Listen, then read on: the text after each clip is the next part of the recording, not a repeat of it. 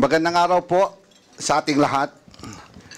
Nakita po natin kahapon ang part 1 ng video message ni Vice President Sara Duterte kung saan nililihis na naman niya ang mga issue.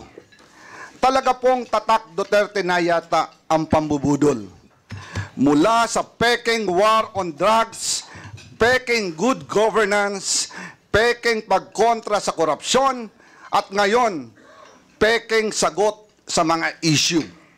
Una, simpleng tao lang daw siya, pero mahigit 400 bodyguards.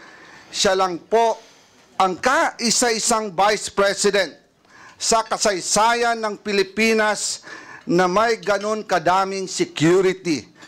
May sarili pang Vice Presidential Security Group. Never happened in the history of the Philippines. Nag-iisa nga siyang humarap sa pagdinig ng Committee on Appropriations, pero sangkaterba naman ang bodyguard sa labas ng conference room. Humiling pa ng pagkain para sa 100 gwardiya na dala-dala niya at hindi naman kinain. Hindi po ba't pang-iinsulto at pag-aaksaya ito ng resources ng gobyerno? Pangalawa, sinasabi niya, hindi lang daw sanay ang ilang miyembro ng Kongreso na hindi makuha ang sagot na gusto nila. Karapatan at trabaho ng Kongreso ang pagbubusisi ng budget. Ang hindi niya pagsagot sa maayos na tanong at lalo pa ang hindi niya pagdalo sa hearing ngayon ay nagpapakita na kawalang respeto at paggalang sa mga kinatawan ng taong bayan. Hindi lang po kongresista ang winalanghiyan niya dito, kung hindi ang buong sambayanang Pilipinas. Tinatakpan niya ang hindi pagsagot sa tanong sa pamamagitan ng pag-iinsulto sa mga kongresista na ginawa lang naman ng kanilang mga trabaho. Gusto nila ang interbranch courtesy, pero siya mismo walang kortesiya sa Kongreso. Pangatlo, malinaw na pambubudol o panlilinlang sa mga Pilipino ang pagsasabi niyang kinikilala niya ang kapangyarihan ng Kongreso sa budget. Malinaw naman sa tao, live sa TV at internet, kung ano ang kanyang asal. Wala siyang sinagot ni isa man lang na tanong ng mga kongresista. Abogado pa naman siya, pero mukhang absent siya nung tinuro ang prinsipyo ng separation of powers at Kongreso bilang co-equal, kapantay ng sangay ng gobyerno ng ehekutibo. Batay sa ating representative democracy, ang mga kongresista ay binoto bilang kinatawan ng taong bayan. Kaya kapag ang isang kongresista ay nagtatanong sa paggamit ng budget, siya ay nagtatanong hindi lang bilang individual, kundi bilang kinatawan ng Pilipinong bumoto sa kanya. Demokrasya at hindi po tayo monarkiya.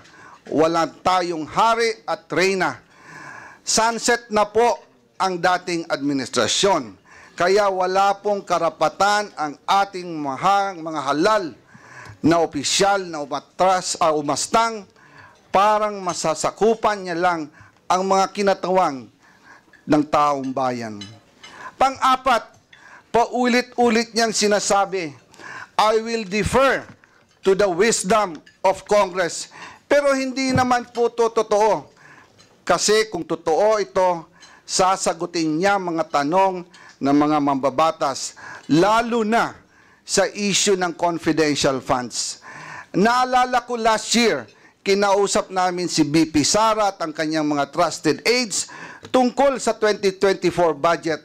Sinabi niya noong, ituloy niyo yan, meaning yung confidential funds, dahil kaya niya daw ito i-justify. Mabuti na lang at hindi namin itinuloy. Kung hindi, magsisisi kami dahil ang pondo ng taong bayan ang pinag-uusapan dito At tandaan, COA at hindi Kongreso ang nagsasabing mali ang paggamit ng 73 million sa 125 million confidential funds na ginamit lang sa loob ng 11 days.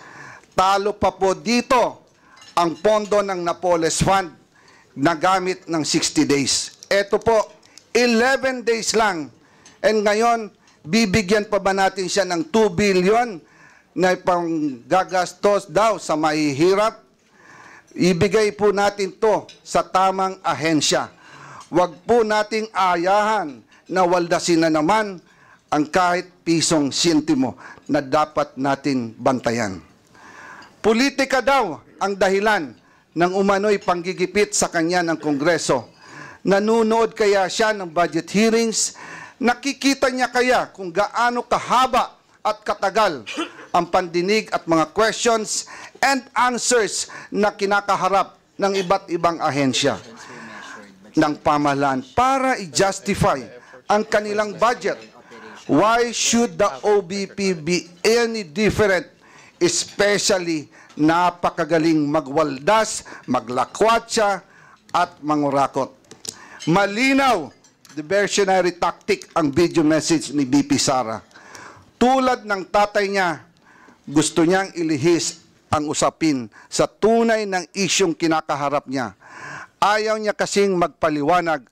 125 million confidential funds spent in 11 days at nagsabi mismo ang COA na mali ang paggastos nito. Kung bakit kulelat ang mga batang Pilipino sa math and science sa ilalim ng panunungkulan niya bilang DepEd Secretary. Kung bakit sirang gatas, may insekto at inaamag na Nutriban ang pinamimigay sa mga mag-aaral. Kung bakit malala ang korupsyon sa DepEd at palpak ang kanyang panunungkulan dahil tamad at hindi siya pumapasok kahit minsan sa Department of Education.